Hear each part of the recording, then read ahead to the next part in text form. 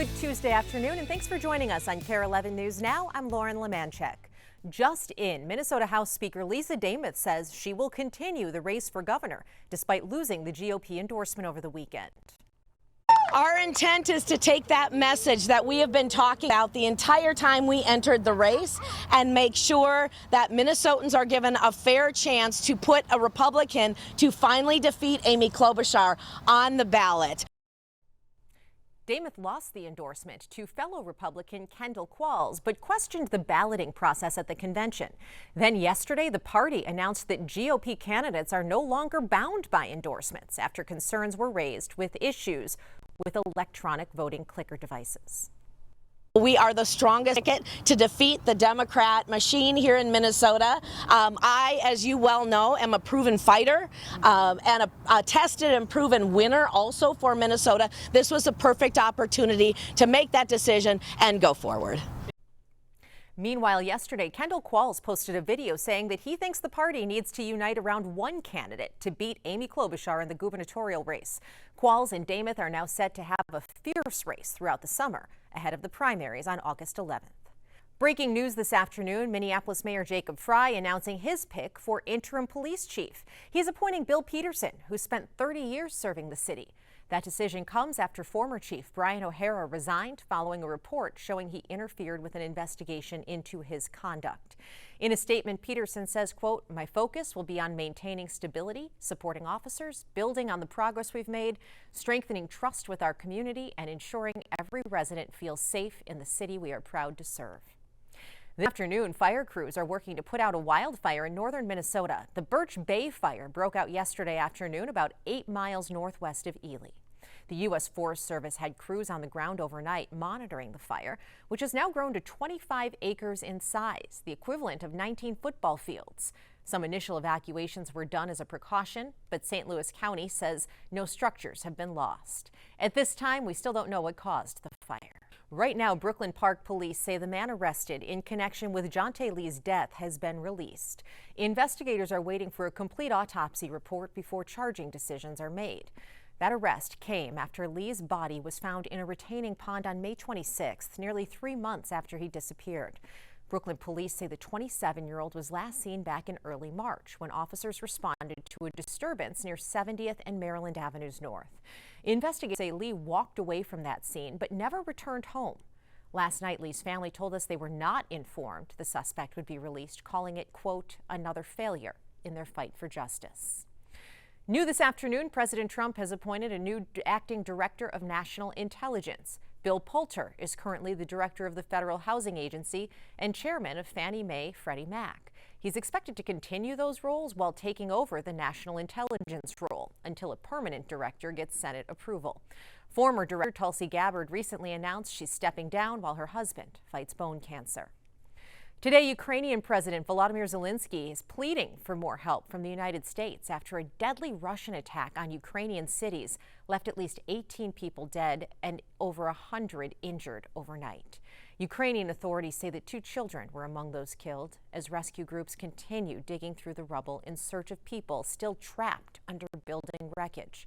This follows Moscow's threats of massive aerial attacks as the Kremlin hopes to change the narrative in the face of battlefield setbacks and increasing frustration with the war at home.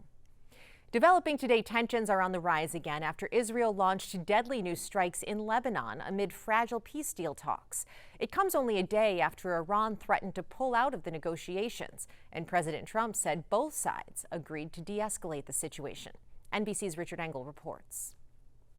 The war in Lebanon has become the main sticking point to an agreement between the United States and Iran to end the war, to reopen the Strait of Hormuz, calm down the situation in the Middle East, and lower gas prices.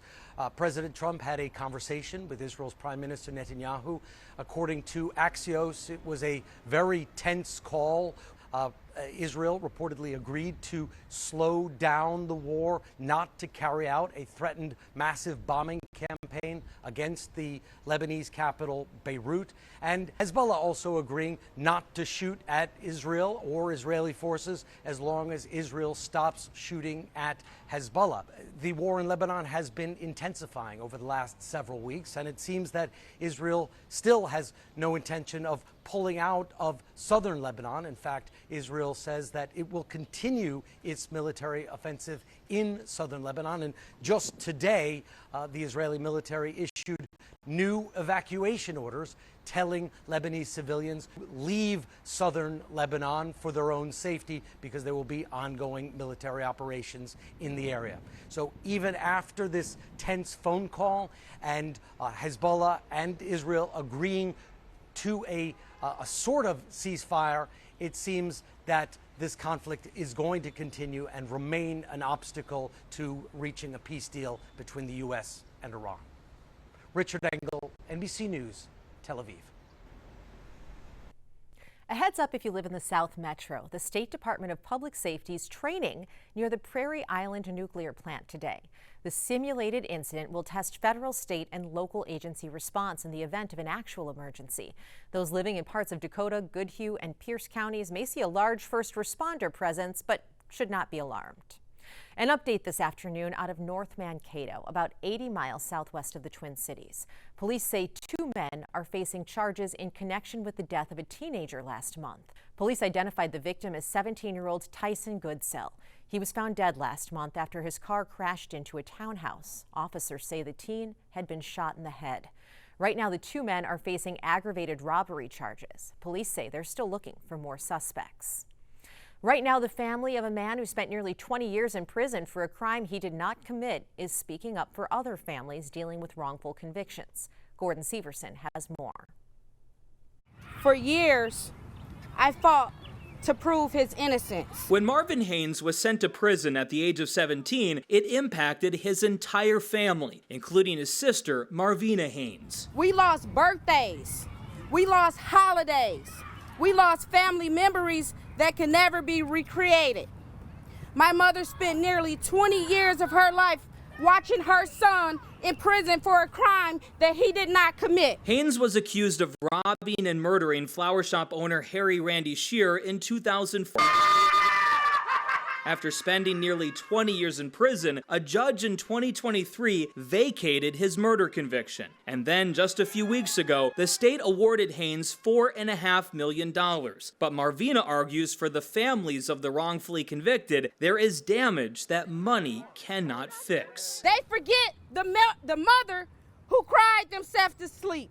They forget the siblings who carries the burden. Monday morning, Haynes and other families presented a new bill outside the state capitol that would offer mental health support and other resources to rebuild their shattered lives. No one prepared us for the financial burden that was going to come. The group is calling on lawmakers on both sides to support the idea so they can generate some momentum heading into next session at the state capitol. Haynes says in order to provide these services for families, it would take a few $1 million worth of funding. She says so far no lawmakers have officially signed on with this bill, but she has met a few lawmakers over the last couple of weeks, and she is hoping to make a strong push here at the state capitol next session.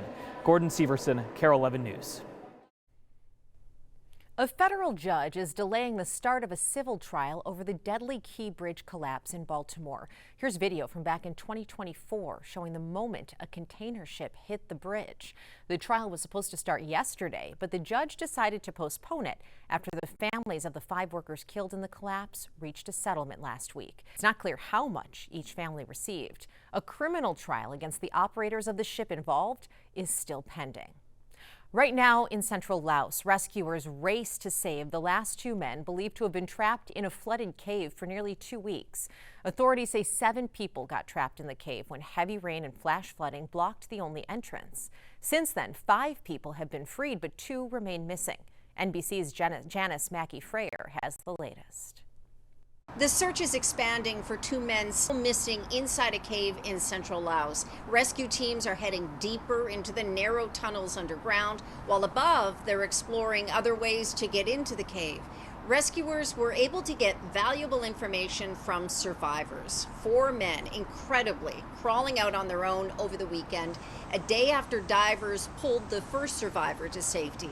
And with that information, they've been able to sketch out a map of the cave system so they can at least know a bit about what lies ahead in the darkness, using at least 5 big pumps to try to get the water out and heavy equipment to dig holding ponds for all of that water to drain into.